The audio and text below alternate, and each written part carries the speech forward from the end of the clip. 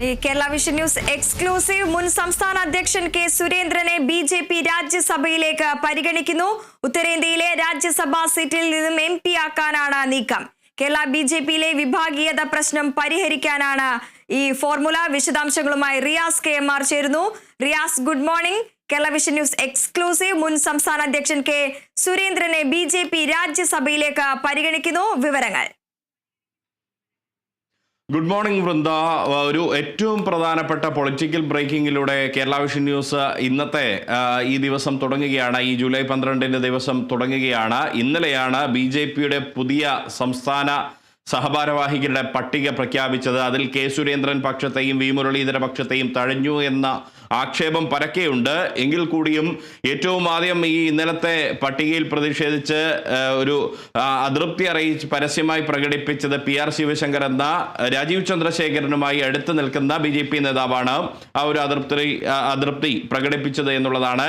ഇപ്പോഴത്തെ ഏറ്റവും പുതിയ സൂചനകൾ വരുന്നു. കെ സുരേന്ദ്രനെ BJP നേതൃത്വം രാജ്യസഭയിലേക്ക് പരിഗണിക്കുന്നു. അത് ഹരിയാനയിൽ നിന്നാണോ മറ്റു ഉത്തരേന്ത്യൻ സംസ്ഥാനങ്ങളിൽ നിന്നാണോ എന്നതിൽ മാത്രമാണ് ഒരു വ്യക്തത കൈവരാനുള്ളത്. പ്രത്യേകിച്ച് ഈ കെ സുരേന്ദ്രൻ സംസ്ഥാന അധ്യക്ഷൻ എന്ന നിലയിൽ നടത്തിയ പ്രവർത്തനങ്ങൾ, അതിൽ അതൃപ്തിയുള്ള വലിയൊരു പക്ഷം BJPക്ക് അകത്തുണ്ട്. എങ്കിൽ കൂടിയും ഈ കേരളത്തിൽ BJPക്ക് ലോക്സഭാ സീറ്റ് നേടിയെടുക്കുന്നതിലേക്ക് സുരേഷ് ഗോപിയുടെ സാന്നിധ്യമാണെങ്കിൽ പോലും ആ ഒരു രീതിയിലേക്ക് കളമൊരുക്കാൻ സഹായിച്ചത് കെ സുരേന്ദ്രൻ അടക്കമുള്ള ആ ഒരു കമ്മിറ്റി നടത്തിയ ഇടപെടലും അതിന്റെ പ്രവർത്തനവുമാണ് എന്നൊരു വിലയിരുത്തൽ കേന്ദ്ര നേതൃത്വത്തിനുണ്ട്. അതുകൊണ്ടാണ് കെ സുരേന്ദ്രനെ രാജ്യസഭയിലേക്ക് ഇപ്പോൾ പരിഗണിക്കുന്നത്.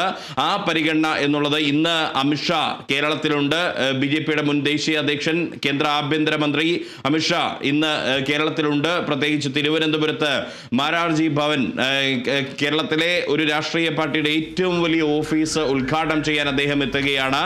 ഈ ഘട്ടത്തിൽ BJPയിലെ തർക്കങ്ങൾ പരിഹരിക്കാൻ ആവശ്യമായ ഇടപെടൽ അദ്ദേഹത്തിന്റെ ഭാഗത്തുനിന്നും ഉണ്ടാകുമെന്ന് അറിയിച്ചിട്ടുണ്ട്. അതിനിടെയാണ് മുൻ സംസ്ഥാന അധ്യക്ഷനായിട്ടുള്ള കെ സുരേന്ദ്രന് ഒരു രാജ്യസഭയിലേക്ക് പരിഗണിക്കുന്നതായിട്ടുള്ള വിവരങ്ങൾ BJP വൃത്തങ്ങൾ നിന്ന് തന്നെ ഔദ്യോഗികമായി തന്നെ പുറത്തു വരുന്നത്. അത് ഏറ്റവും ആദ്യം പുറത്തുവിടുന്നത് കേരള വിഷൻ ന്യൂസാണ്. മാത്രമല്ല മറ്റ് ഇതുമായി ബന്ധപ്പെട്ട് പിണങ്ങി നിൽക്കുന്ന ആളുകളെ കൂടി കൃത്യമായ രീതിയിൽ അവരുടെ പ്രശ്നങ്ങൾ പരിഹരിച്ചുകൊണ്ട് മുന്നോട്ട് പോവുക. BJPയെ സംബന്ധിച്ച് 2026 നിയമസഭാ തെരഞ്ഞെടുപ്പിൽ BJP ചില ലക്ഷ്യങ്ങൾ കേരളത്തിൽ വയ്ക്കുന്നുണ്ട്. പ്രത്യേകിച്ച് ചില സീറ്റുകൾ BJP നേടുമെന്നുള്ള ഒരു വിശ്വാസം കേന്ദ്ര നേതൃത്വത്തിനുണ്ട്. അതുകൊണ്ട് തന്നെ എല്ലാ പടലപ്പിണക്കങ്ങളും പൂർണ്ണമായി പരിഹരിച്ചുകൊണ്ട്, വിഭാഗീയത പരിഹരിച്ചുകൊണ്ട് മുന്നോട്ട് പോകുന്നതിനാവശ്യമായ ഒരു ഫോർമുലയാണ് BJP കേന്ദ്ര നേതൃത്വം ഇപ്പോൾ തയ്യാറാക്കുന്നത്. അതിൽ തന്നെ എടുത്തു പറയേണ്ട മറ്റു പല കാര്യങ്ങൾ കൂടിയുണ്ട്.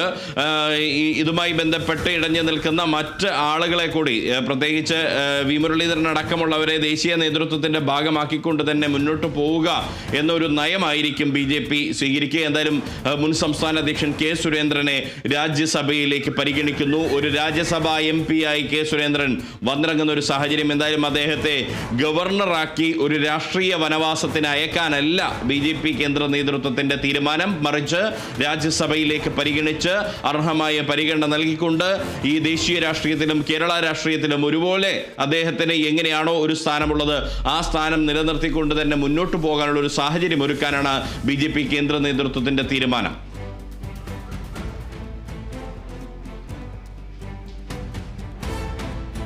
റിയാസ്, നിലവിൽ രാജീവ് ചന്ദ്രശേഖർ നയിക്കുന്ന സംസ്ഥാന BJPക്ക് പുതിയ മുഖമായിരിക്കുകയാണ്. ഇതിനിടയിലാണ് മുൻ സംസ്ഥാന അധ്യക്ഷൻ കെ സുരേന്ദ്രനെ BJP രാജ്യസഭയിലേക്ക് പരിഗണിക്കുന്നത്, അല്ലേ?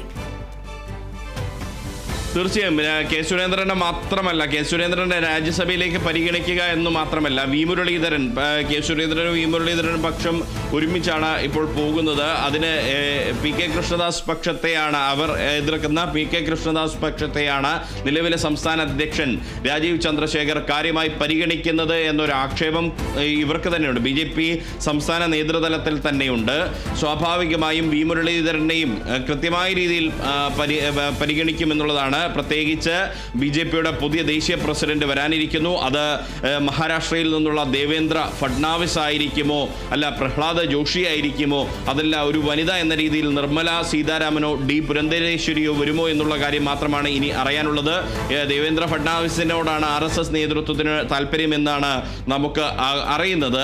എങ്കിൽ കൂടിയും ആരായിരിക്കും വരിക എന്നുള്ളത്, വനിത എന്നൊരു തീരുമാനം വന്നു കഴിഞ്ഞാൽ അത് നിർമ്മല സീതാരാമനായിരിക്കും നറുക്ക് വീഴുക എന്നുള്ള സൂചനകളുണ്ട്. ആ ഒരു പുതിയ BJPയുടെ ദേശീയ പ്രസിഡന്റ് വരുമ്പോൾ തന്നെ ദേശീയ നേതൃത്വത്തിലും പുനഃസംഘടനയുണ്ടാവും. അതിൽ തന്നെ PK കൃഷ്ണദാസിനെ ദേശീയ സെക്രട്ടറി ആക്കും എന്ന തരത്തിലുള്ള വിവരങ്ങളൊക്കെ പുറത്തു വരുന്നുണ്ട്. പക്ഷേ അതിലൊരു കൃത്യമായ സ്ഥിരീകരണം ഉറപ്പില്ല. അദ്ദേഹത്തിന് നിലവിൽ തന്നെ ദേശീയ നിർവാഹക സമിതി അംഗമാണ്. ഒരു കൃത്യമായൊരു പരിഗണന അദ്ദേഹത്തിനുണ്ട്. എങ്കിൽ കൂടിയും ദേശീയ സെക്രട്ടറി ആക്കിയാലും അത്ഭുതപ്പെടാനില്ല. ഈ ഒരു സാഹചര്യത്തിൽ വി മുരളീധരനെ കൂടി ദേശീയ ഭാരവാഹിത്വത്തിലേക്ക് പരിഗണിക്കുന്ന ഒരു സാഹചര്യം ഉണ്ടാകും. അത് മിക്കവാറും ഏതെങ്കിലും ഒരു സംസ്ഥാനത്തിന്റെ പ്രഭാരി ചുമതല നൽകിക്കൊണ്ടായിരിക്കും വി മുരളീധരനെ പരിഗണിക്കുക എന്ന സൂചനകളാണ് ഈ ഘട്ടത്തിൽ പുറത്തു വരുന്നത്. അതല്ലെങ്കിൽ അതിനുമപ്പുറത്തുള്ള ഒരു പദവി അദ്ദേഹത്തെ കാത്തിരിക്കുന്നുണ്ട് എന്നുള്ളത് തന്നെയാണ്. ഫലത്തിൽ BJP കേന്ദ്ര നേതൃത്വം ലക്ഷ്യമിടുന്നത് ഒരേയൊരു കാര്യം മാത്രമാണ്. അത് ഈ ചില BJPയുടെ ആഭ്യന്തര തലത്തിൽ ചില ഒരു തമാശ പ്രചരിക്കുന്നുണ്ട്. ഒരുപക്ഷെ വേണ്ടി വന്നാൽ ശശി തരൂരിനെ മുഖ്യമന്ത്രി സ്ഥാനാർത്ഥിയാക്കിയിട്ടായാൽ പോലും കേരളത്തിൽ ശക്തമായൊരു വേരുറപ്പിക്കാനുള്ള ഒരു നീക്കം BJP നടത്തുമെന്നുള്ളതാണ്. പക്ഷേ അത് യാഥാർത്ഥ്യമാവുമോ എന്നറിയില്ല. ശശി തരൂർ ഇപ്പോഴും കോൺഗ്രസിന്റെ പ്രവർത്തക സമിതി അംഗമാണ്.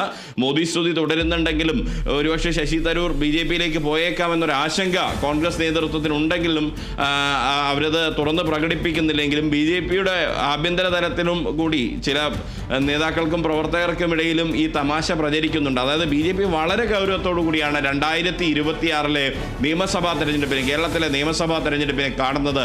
അതായത് ഒരു സീറ്റല്ല, ഒന്നിൽ കൂടുതൽ സീറ്റുകൾ BJP കേന്ദ്ര നേതൃത്വം കേരളത്തിൽ നിന്നും ലക്ഷ്യമിടുന്നുണ്ട്.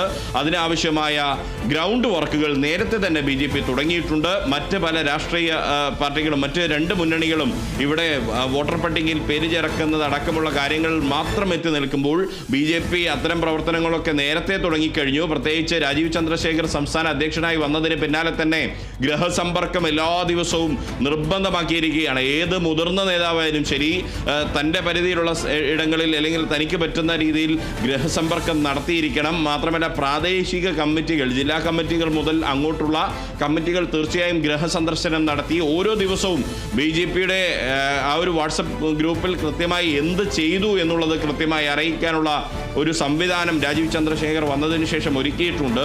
അതിനെയാണ് എതിരാളികൾ ഒരുപക്ഷെ കോർപ്പറേറ്റ് സംവിധാനം എന്ന് ആക്ഷേപിക്കുന്നതെങ്കിൽ പോലും അത് കേന്ദ്ര നേതൃത്വത്തിന്റെ കൃത്യമായ ആശീർവാദത്തോടെയും അറിവോടും കൂടിയാണ് അത്തരമൊരു നീക്കം രാജീവ് ചന്ദ്രശേഖർ നടത്തുന്നത്. അതായത് കൂടുതലായി BJPയുടെ നേതൃത്വം ജനങ്ങൾക്കിടയിലേക്ക് ഇറങ്ങിച്ചെല്ലുന്ന ഒരു സാഹചര്യമുണ്ട്. ഇത് ഈ UDFനെയും LDFനെയും സംബന്ധിച്ച് വലിയ വെല്ലുവിളിയാണ്. അവർ ഇപ്പോഴും ജനങ്ങൾക്കിടയിലേക്ക് ഇറങ്ങാതെ മറ്റ് തലങ്ങളിലേക്ക്, മുകൾ തലങ്ങളിൽ ഇരുന്ന് സംസാരിക്കുന്ന ഒരു സാഹചര്യമാണ് എന്നുള്ളതാണ് BJP പ്രവർത്തകരുടെ നേതൃത്വവും ഒക്കെ ആക്ഷേപിക്കുന്നത്, LDFനെയും UDFനെയും ആക്ഷേപിക്കുന്നത്. പക്ഷേ BJPയുടെ ഒരു കോട്ടമായി BJPക്കാർ തന്നെ പറയുന്നത് ഈ രാഷ്ട്രീയ വിഷയങ്ങൾ എടുത്തുള്ള പതിവ് രീതിയിലുള്ള പ്രത്യക്ഷ സമരങ്ങളില്ല, അത് വളരെ കുറയുന്നു എന്നുള്ളത് ഒരു ആക്ഷേപം BJPക്കകത്ത് തന്നെയുണ്ട്. അതിൽ രാജീവ് ചന്ദ്രശേഖരന്റെ ശൈലിയോട് എതിർപ്പുണ്ടെങ്കിൽ കൂടിയും കേന്ദ്ര നേതൃത്വം ലക്ഷ്യമിടുന്നത് 2026 നിയമസഭാ തെരഞ്ഞെടുപ്പിൽ കൂടുതൽ സീറ്റുകൾ കേരളത്തിൽ ഉറപ്പാക്കുക.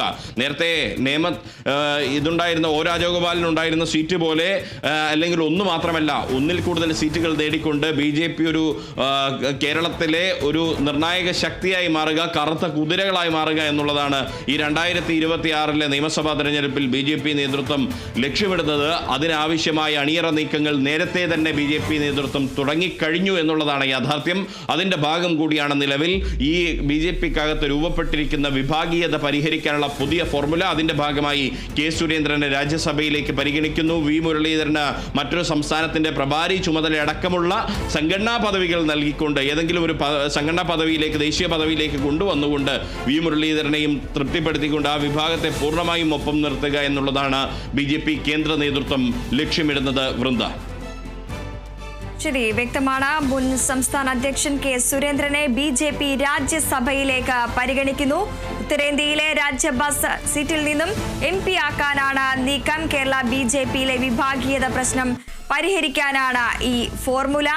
Kerala vision news exclusive. മുൻ സംസ്ഥാന അധ്യക്ഷൻ കെ സുരേന്ദ്രനെ BJP രാജ്യസഭയിലേക്ക് പരിഗണിക്കുന്നു. ഉത്തരേന്ത്യയിലെ രാജ്യസഭാ സീറ്റിൽ നിന്നും MP ആക്കാനാണ് നീക്കം. കേരള BJPയിലെ വിഭാഗീയ പ്രശ്നം പരിഹരിക്കാനാണ് ഈ ഫോർമുല. വിവരങ്ങൾ പങ്കുവയ്ക്കുകയായിരുന്നു റിയാസ് KM.